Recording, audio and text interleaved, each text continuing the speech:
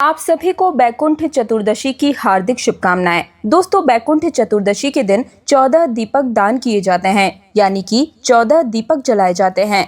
ये दीपक हमें कहाँ कहाँ जलाने होते हैं, कब जलाने हैं, कैसे जलाने हैं, इसकी संपूर्ण जानकारी आज के इस वीडियो में मैं आप सभी को देने वाली हूँ। तो देखिए, सबसे पहले तो हमें 14 दीपक लेने हैं और इन दीपक को जलाने से पहले कुछ देर आप पानी में भिगो लीजिएगा और उसके बाद में इस तरीके से हमें रखना है ताकि जो तेल है वो दीपक सोख न सके। और इन दीपक में आप लंबी या खड़ी कोई भी बाती लगा सकते हैं, फूल वाली भी लगा सकते हैं और लंबी बाती का भी ये दीपक बनाया जा सकता है। बात करें तेल की तो सरसों का तेल या फिर तिल का तेल, इन दोनों में से किसी भी एक तेल से आप इन 14 दीपक का दान कर सकते हैं। तो यहाँ पर हम तिल का तेल डाल देंगे और इसके बाद में अब इन दीपक का पूजन करना होता है। तो यहाँ पर सफेद तिल हम ले लेंगे क्योंकि कार्तिक के महीने में तिल का विशेष महत्व होता है। तो थोड़ा थोड़ा तिल हम सभी में समर्पित कर देंगे। बैकुंठ चतुर्दशी का जो दिन होता है, इस दिन आप चाहें तो ब्रह्म मुहूर्त में, गोधूली बेला में या फिर मध्य रात्रि यानी कि निशिता काल में इन दीपदान को करने का विशेष फल प्राप्त होता है। अगर आप संध्या काल में इन दीपदान को कर रहे हैं तब आप शिव जी के मंदिर जा सकते हैं, किसी भी पवित्र यानी कि देव वृक्ष को आप ये दीपदान कर सकते हैं।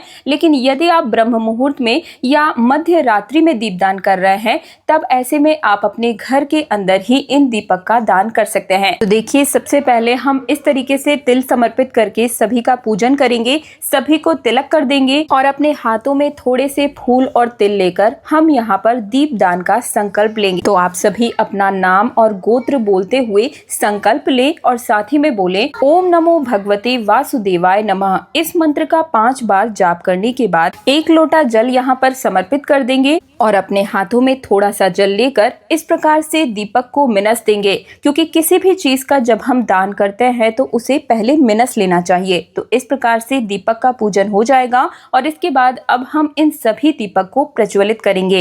अब पहला दीपक हम तुलसी माता के सामने समर्पित करेंगे। ध्यान रहे कि जब भी हम दीपक रखें तो वहां पर फूलों का, अक्षत का या फिर तिल का आसन जरूर दें। नीचे हमें जमीन पर कभी भी दीपक प्रज्वलित नहीं करना चाहिए। दूसरा जो दीपक है वो हमें घर के मंदिर में जलाना है। तीसरा दीपक जहां पर हमारा जल रहता है, जहां पर भी पीने का पानी रखा जाता है, वहां पर हम प्रज्वलित करेंगे। इसके बाद 2 दीपक घर के मुख्य द्वार पर हम जलाएंगे। आंवले का अगर पौधा आपने अपने घर में लगा रखा है तो वहां पर भी जरूर प्रज्वलित कीजिएगा। केले का पौधा है, केल का वृक्ष अगर आपके घर में है तो वहां समर्पित कर सकते हैं। इसके अलावा अगर आप संध्या काल में दीपदान कर रहे हैं तो फिर आप बाहर जा सकते हैं, यानी कि शिव जी के मंदिर में आप दीपदान कर सकते हैं। अगर बाहर नहीं जा सकते हैं तो घर के अंदर ही आज के दिन शिव जी के सामने भी एक दीपदान जरूर ही कीजिएगा। इसके अलावा जितने भी देव वृक्ष कहे जाते हैं, जैसे कि पीपल का वृक्ष, वट वृक्ष हो गया, बेल का वृक्ष, इस दिन बेल के नीचे दीपदान करने का बहुत ही विशेष महत्व होता है। हो सके तो बेल वृक्ष के नीचे आज के दिन एक दीपक जरूर समर्पित कीजिएगा। अगर घर के बाहर जा सकते हैं तो नदी, तालाब या सरोवर के तट पर इस दिन दीपदान जरूर ही करें। इसके बाद घर के ईशान कोण में यानी कि उत्तर पूर्व दिशा में दीपदान जरूर करना चाहिए, क्योंकि ये देवों की दिशा मानी गई है और उत्तर दिशा माँ लक्ष्मी की ही दिशा है और जहाँ माँ लक्ष्मी होंगी वहाँ भगवान विष्णु भी होते हैं। तो उत्तर दिशा में एक दीपक हम जलाएंगे।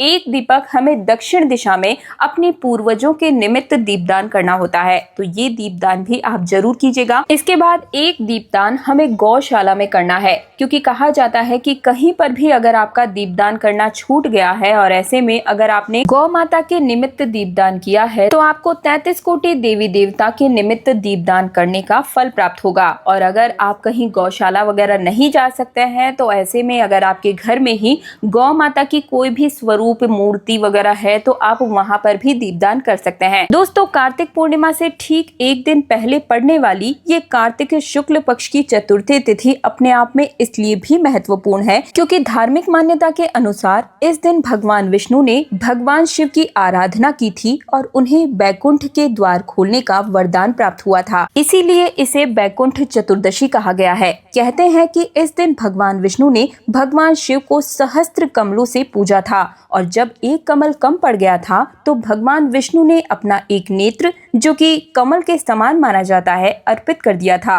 भगवान विष्णु ने उनकी भक्ति से प्रसन्न होकर कहा, हे विष्णु, आज से जो भी भक्त बैकुंठ चतुर्दशी के दिन तुम और मुझे दोनों को पूजा करेगा, उसे बैकुंठ धाम की प्राप्ति होगी। तो इस प्रकार से आप सब भी अपने घर में 14 दीपदान इस दिन जरूर कीजिएगा। बैकुंठ चतुर्दशी के दिन की जाने वाली पूजा विधि मेरे चैनल पर आ चुकी है, अभी तक नहीं देखी है तो जरूर देखिएगा और अपने पापों की मुक्ति के लिए इस दिन का ज्यादा से ज्यादा लाभ जरूर उठाइएगा, क्योंकि कार्तिक पूर्णिमा के दिन कार्तिक मास का समापन हो जाएगा और अंत भला तो सब भला। अगर कार्तिक मास में किसी भी दिन कोई भी कार्य नहीं कर पाए हैं तो चतुर्दशी और कार्तिक पूर्णिमा 2 तिथि आपके पास उपलब्ध है, जरूर लाभ उठाएं और पूरे परिवार का कल्याण करें। इस वीडियो को ज्यादा से ज्यादा शेयर जरूर कीजिएगा। आपका छोटा सा शेयर शायद किसी के कष्टों से उसे मुक्ति दिला सकता है और ऐसे में आपको भी पुण्य की प्राप्ति होगी। मैं दिव्या आप सभी से आज्ञा चाहूंगी, तीज त्योहार और धर्म चैनल को सब्सक्राइब करके पास वाले बेल आइकन को जरूर प्रेस कीजिएगा ताकि आने वाली हर वीडियो सबसे पहले आपको मिल सके। हरे रामा हरे कृष्णा।